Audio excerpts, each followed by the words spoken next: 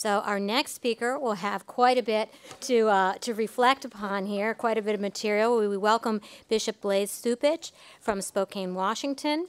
He's had many positions. I won't go through them to leave more time for discussion, but one of them is he's the bishop moderator of the National Catholic Education Association, which has direct relevance to one of the challenges that Cardinal Oscar left us with of teaching Catholic social teaching, educating our very, very young. So with that, no further ado, Bishop Blase. Thank you, Cardinal, for that wonderful presentation. You really have witnessed, I think, here how much of a grasp he has of this topic of Catholic social teaching, but also the new insights of Pope Francis. The organizers have asked me to respond to the Cardinal's presentation by focusing on themes which may be most pertinent to the situation of the Church in the United States today. But before I do so, I think it's worth remarking on how the Church views its role in public debate. Benedict XVI stated in Deus Caritas Est that Catholic social doctrine is not an attempt to impose on those who do not share the faith ways of thinking and modes of conduct that are proper to the faith. Its aims is simply to help purify reason and to contribute here and now to the acknowledgement and to the attainment of what is just. The Church offers her service, her teaching as a service, or I would even say an invitation to people of goodwill, and is ever committed to a dialogue that is respectful of others' positions. In that spirit, then, I want to lift up 3 points from the Cardinal's presentation to contribute to that dialogue. I will conclude with the word about the urgency of effectively responding to a libertarian approach to the economy and to politics. My first consideration is related to how we view humanity, which we've heard about today. At the heart of the Cardinal's analysis is the fact that the vision of Pope Francis and the vision of his libertarian critics constitute two compellingly different pathways for humanity at this moment in history. These conflicting pathways are based on two utterly divergent conceptions of the nature of the human person. The Cardinal demonstrates how these differing anthropologies put libertarianism and Catholic social teaching on two distinct trajectories when it comes to the meaning of economic life and the goal of politics in a world of globalization. It's important to recognize, in fairness, that many libertarians share with Catholic social teaching a respect for human dignity. Human dignity anchors their insistence on human freedom. They rightly argue that this dignity is not given by society, but by the Creator. And therefore freedom, self-determination, and all the other human rights are inalienable, which echo the principles of our documents of democracy. However, they stop short in considering what this means. They fail to uphold something which Cardinal Casper talks about in his recent book, Mercy, that since this dignity belongs to all human beings in common, it implies the solidarity of all peoples. And so by uncoupling human dignity from the solidarity that it implies, libertarians move in a direction that not only has enormous consequences for the meaning of economic life and the goal of politics in a world of globalization, but in a direction which is inconsistent with Catholic social teaching, particularly as it is developed by Pope Francis. Let me put this more sharply. For Francis, the human person seeks and claims an integral development, morally, spiritually, and emotionally, which is joined intrinsically to the communities that sustain him. For the Pope's critics, the human person is the autonomous individual, man the producer, man the consumer. For Francis, inclusion and economic security for all are measures of economic health, in contrast to the one-dimensional measure of economic growth proposed by his critics for decision-making in the growing age of globalization. And again, for Francis, politics seeks the common good. For his libertarian critics, politics seeks to maximize the freedom of markets and individual choice. And finally, for Francis, the strength of globalization leads to the need for global structures that help mold the forces of market capitalism to advance solidarity and the dignity of all. For libertarians, market forces, left to themselves, are the best arbiters of economic progress. My second point. The Cardinal also draws attention to the unique contribution of Pope Francis that he makes to Catholic social teaching by using as his starting point real-life experience rather than competing ideas. In other words, the Pope is offering us here a new epistemology, a different approach to how we know, how we learn, or better, how we're informed. In fact, as the Cardinal notes, some of the Pope's critics say that his views on the economy are wanting precisely because he speaks out of the limited experience of living in Argentina with its difficult economic and political history, or that he's just uninformed about capitalism and a market economy, especially its claims of reducing global poverty.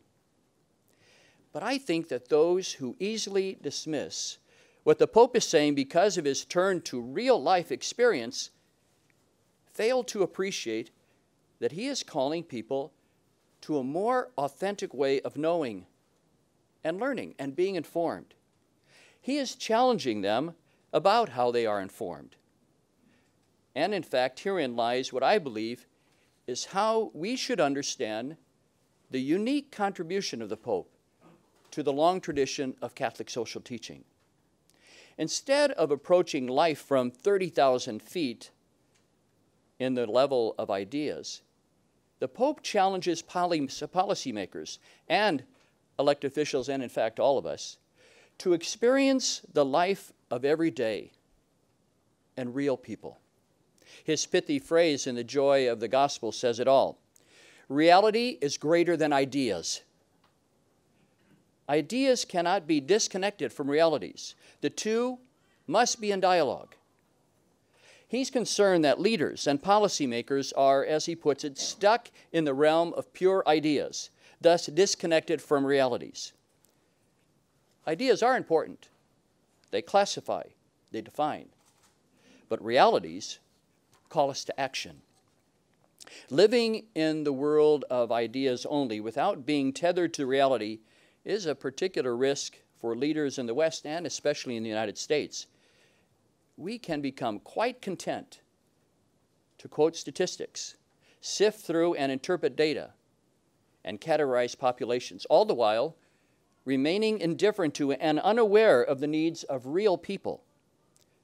To paraphrase the Pope, this approach is a dead end, for it only creates a system of ethics bereft of kindness and carries on intellectual discourse bereft of wisdom. And so much like he is telling religious leaders, pastors and bishops, Francis is saying to policymakers, to politicians, that they need to know the smell of the sheep. Otherwise, their objectives will be more ideal than real, and reality will be masked in empty rhetoric using, as he puts it, a rationality foreign to most people.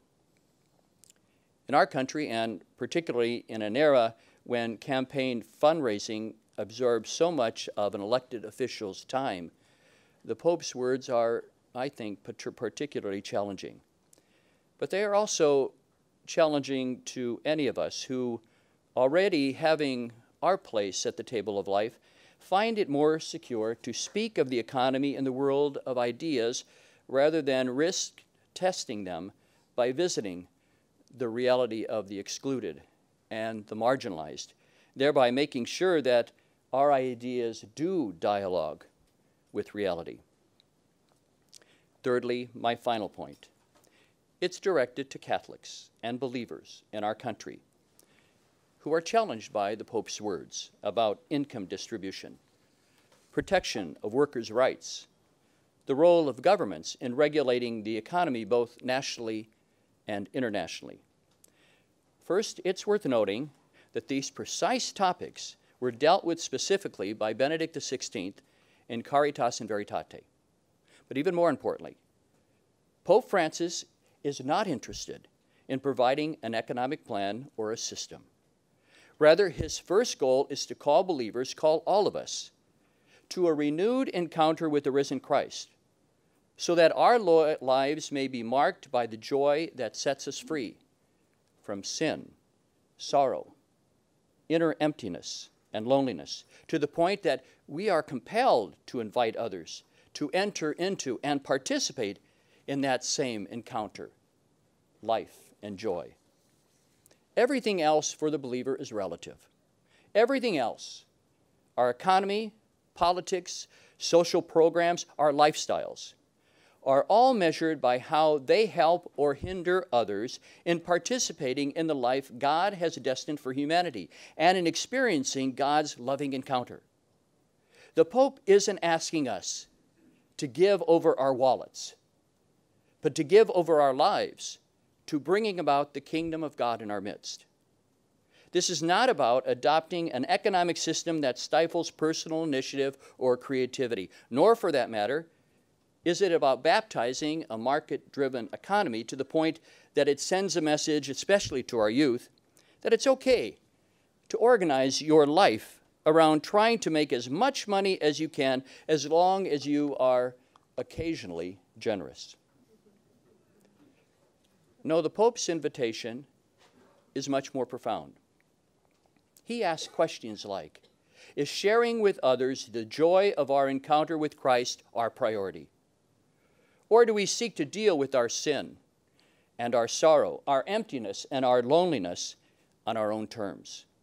And specifically, when it comes to inviting the poor to participate in the life God is calling us all to share, we have to deal with their real life situation. Not only that they are in want, but as we have heard, that they are excluded.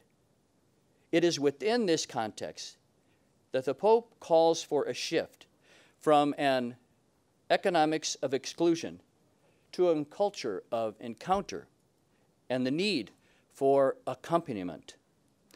One encounters another, not oneself. One accompanies another, not oneself. This emphasis on encounter and accompaniment unmasks the difficulty with libertarianism, for its stated goal is to increase human autonomy as the priority. I want to close with a note of urgency. Listen to the sage advice of this warning about the full impact of economic liberalism on the entire moral life. In a world like the West, where money and wealth are the measure of all things, and where the model of the free market imposes its implacable laws on every aspect of life, authentic Catholic ethics now appears to many like an alien body from times long past, as a kind of meteorite, which is in opposition not only to the concrete habits of life, but also to the way of thinking underlying them. Economic liberalism creates its exact counterpart, permissivism, on the moral plane. So who is this prophetic voice? None other than Cardinal Joseph Ratzinger, quoted in 1985 in the Ratzinger Report. My second note of urgency is that while many have been lifted out of poverty, the numbers of people, not just poor, but trapped in poverty and exclusion are staggering. Global communications, however, is a game changer, I believe. As young people today, and even more in the future, living with no hope, yet tantalized by what they see in a world of opulence, will be challenged to deal with rising expectations in a nonviolent way. But I believe we are sitting on a powder keg that is as dangerous as the environmental crisis that the world is facing today. I don't have to reach across the world, however, for reasons to be concerned about libertarianism and its mindset as a pastor. I live on the campus of a major Catholic university, and I know firsthand the weight that faculty and administration feel as they try to redirect students beyond a materialistic approach to life in the face of overwhelming forces and inertia. Like Pope Francis, I know that the great danger these young people and my parishioners face in today's world, pervaded as it is by consumerism, is the desolation and the anguish born of complacent yet covetous hearts, the feverish pursuit of frivolous pleasures, and a blunted conscience. I know how their interior life is at risk in a world that encourages them to be caught up in their own interest, leaving no room for others, no place for the poor, so that God's voice is no longer heard, as the Pope says, the quiet joy of his love is no longer felt, and the desire to do good fades. I see this in the apathy towards immigration reform and the attitudes of indifference about the new immigrants who are forced to live in the shadows, explicitly excluded. And ever since my days as a bishop in South Dakota, I see this in the disinterest in the plight of Native peoples whose suffering and injury are generational. So for me as a pastor, this is not just an academic debating exercise today. No, these are serious concerns that I have about libertarianism as they impact the pastoral life. The fathers of the Second Vatican Council declared that the Church embraces her role in the modern age of being at once a sign and a safeguard of the transcendent character of the human person. That's a great line that we should remember. Pope Francis, while making some groundbreaking developments for Catholic social teaching, is tethered to a rich tradition of taking up that task by challenging economic and political approaches which fall short of placing human dignity in all of its fullness as a priority. Rerum Novarum was the utter repudiation of the process of industrialization that claimed the freedom to let markets atomize society and deform the richness of humanity. Catholic social teaching in the present moment, with the insights of Pope Francis, constitutes the challenge to a corresponding atomization and deformation through globalization. Pope Francis is new, and yet the same. A phrase in which someone recently compared Pope Francis to his two immediate predecessors captures well how connected they all are to one another. The saying goes, Pope John Paul II told us what to do. Benedict XVI told us why we should do it. Francis is telling us, do it. Thank you.